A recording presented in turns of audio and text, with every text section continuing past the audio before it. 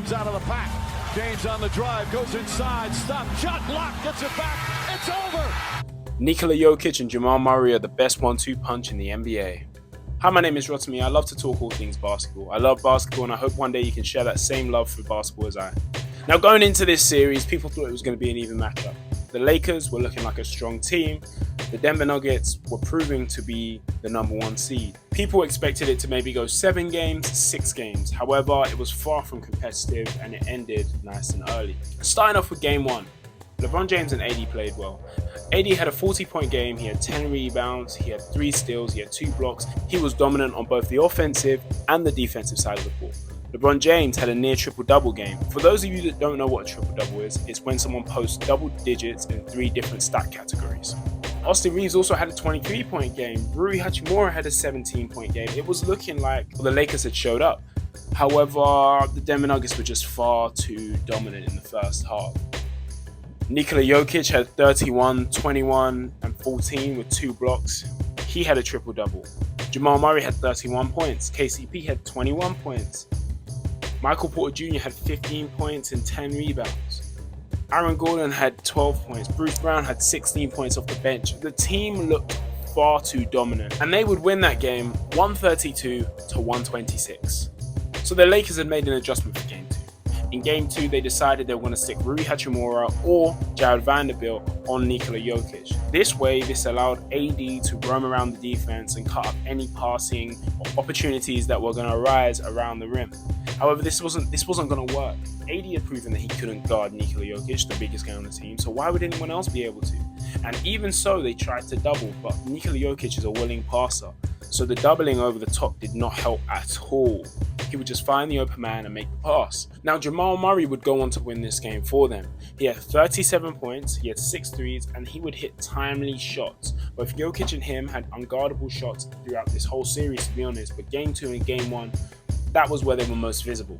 Nikola Jokic would also have another triple-double, just proving again his dominance. And LeBron James would fumble 2 moments in the closing period that could have given them another chance to fight for a win. They would then go on to lose that game 108 to 103. Going into game 3, this was a must-win for the Lakers. Now, everyone knows about the 3-1 stat, but the 3-0 stat is simply you just don't come back from it. It's never been done before. Jamal Murray kicked off that game with 30 points in the first half. I remember specifically looking at the stats. I was away, I couldn't watch the game, but I remember looking at those stats and seeing that first half performance, and I was more than disappointed in the Lakers. I just couldn't believe that they were going to fumble it this way.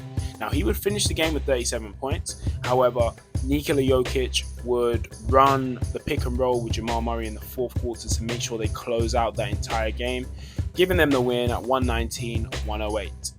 Game 4 happens. It seems like they're really going to need LeBron to turn into Superman.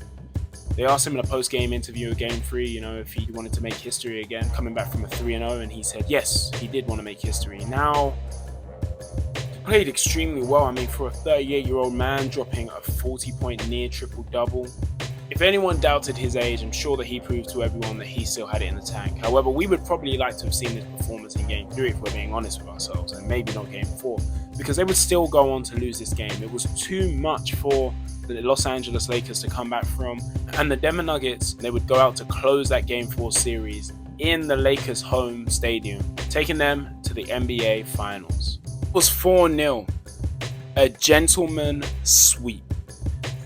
Starting off with Denver, if we had any questions about Jamal Murray and Nikola Jokic, we need to throw them in the bin. Nikola Jokic, although he seemed to be a defensive liability, he showed that he was more than dominant in this. He showed that he is the best player in the game at the moment. For how far he's gone, he's shown that he can carry his team in the tough moments, and he can carry his team through the easy moments as well. He showed up on every single night.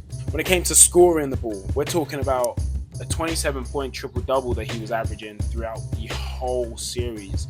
He orchestrated the offense, and throughout the game, he would close out the game with Jamal Murray. His running mate, Jamal Murray, as mentioned. Now, I'll be honest, I did not rate Jamal Murray. I didn't think he was someone that had the capability to really just switch it on, but he's proved me wrong this whole playoffs. He's averaged 35 points in this series. In the regular season, he averaged 20 points. He made a 15-point jump. He made a 15-point jump when it came to the playoffs in terms of what he was scoring. Now that 30-point first half is literally how you diminish a team's confidence, and he had a way of doing it. We're talking about a man that doesn't just make shots, he makes timely shots, the shots that are going to put away the team. And when he was working side by side with Jokic, it was completely unfair, because Jokic is the sort of player that is creating something out of nothing.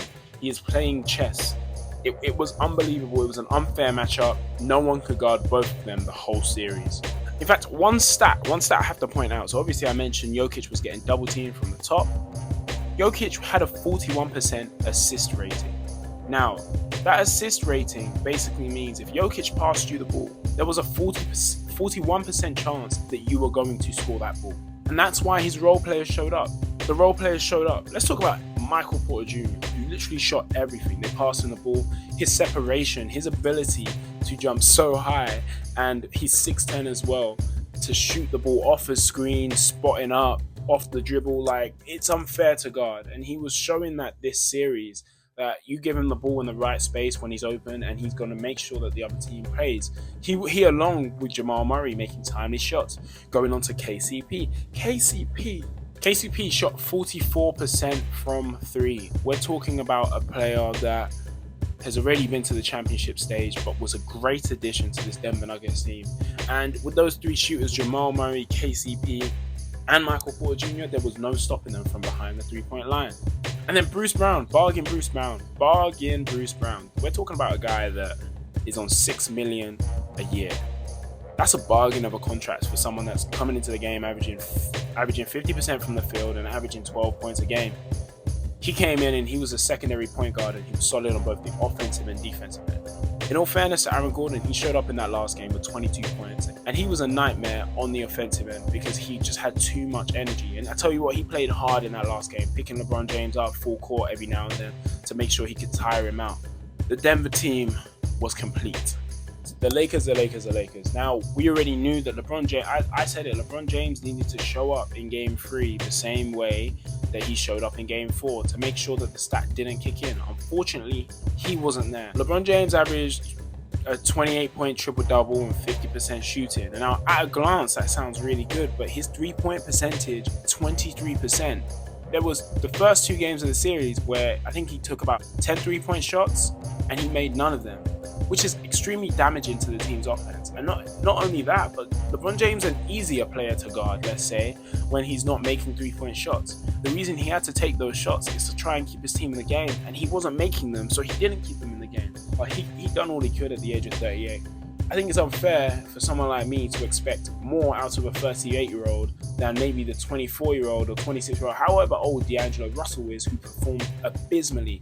He averaged 7 points. Not only did he average 7 points, he was a defensive liability. After game 1, Jamal Murray said, "We're targeting D'Angelo Russell." Not only did they target D'Angelo Russell didn't score enough points any game, and he let the other point guard average 34 on his head. That's the starting point guard of their team. Anthony Davis had a wonderful performance as a defensive roamer, but on ball he could not guard Nikola Jokic. Anthony Davis is the best help defender in the league. You know, him and Giannis are up there for who's the best in the league when it comes to helping on defense. But it wasn't enough to beat this Denver team. Everyone has to be switched on. You can't rely on Anthony Davis. The Lakers, many have seen throughout this playoff run, they relied on Anthony Davis to get everything for them.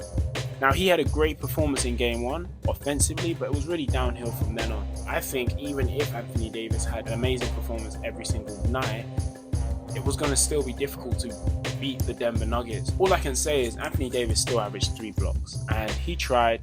He did what he could on the defensive end. Maybe it would have been nice to get more out of him offensively, but it just seemed like the Denver Nuggets team was just the better team overall. Austin Reeves is a bucket. Austin Reeves averaged 21 points on 54% shooting, but he shot 56% from 3. We're talking about a player that is in his 3rd or 4th year into the league, and he's showing why he deserves to be on the Lakers team.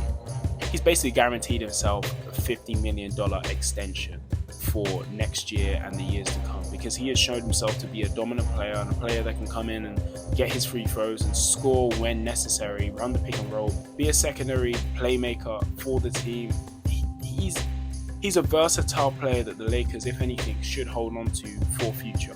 because if they let him go, it's just going to be like what happened to Alex Caruso. They're just going to let him go. He's going to go to another team and be even better somewhere else. Special shout outs go to Rui Hachimura, who definitely turned up every single playoff game. He tried both. He had a tough assignment guarding Jokic. He played well on offense. Granted, he's not known to be a shooter, but he was trying to score for the team, and he would provide energy where necessary. Point guards, though, we can't even shout those guys out, but we're going to talk about it. Dennis Schroeder, 5 points. Lonnie Walker, 5 points. We're talking about guys that, really are in the game to do one thing or the other. For example, Lonnie Walker's there to score, wasn't scoring. And then Dennis Schroeder's there to play defense, and his defense was obviously not good enough. I mean, Jamal Murray is a good player, but we still expected him to have an off night because you turned up. And that just didn't happen. I'll be quite interested to see what the Lakers do in the offseason, because there's some changes that need to be made. Jared Vanderbilt is a great player when it comes to high energy and defense, but he was useless in this series, and the Lakers will need to think about moving forward with him. Do we just want to use him to get us into the playoffs during the regular season, or do we want to use him in the playoffs? Because those are two very different things, and we can't have a defensive player that can't shoot ruining the offense again. Well, they've got their moves to make. LeBron James was questioning about next year with the Lakers. It'll be very interesting to see what happens. Something potentially could happen this offseason. No, shout out to the Denver Nuggets. I think the Denver Nuggets have shown that they're the most complete team in the NBA right now. Their offense is ridiculously run out. I mean, looking at the way they play, it's very reminiscent of the Golden State Warriors, and they have a better passer in Nikola Jokic, and a similar type, a B-Tech Dame Lillard, as one of my friends put it, a B-Tech Dame Lillard in Jamal Murray, who can shoot and score and is versatile, and if necessary, he will also pass the ball. It looks like they're going to play the Miami Heat in the NBA Finals. I think Miami are the most switched on team defensively. Offensively, though, you've got the most switched on team being the Denver Nuggets. Let's see what the matchup's going to be like. Eric Spoelstra versus Mike Malone when it comes to coaching. They're going to be having their own chess battle. Quite interested to see what Jimmy Butler does. Bam Adebayo's also got to show up as well. Thank you very much for tuning in. I want to hear your predictions. What do you guys think the finals is going to be like? What were your thoughts about this series? So please comment down below. Please like and subscribe, and until next time.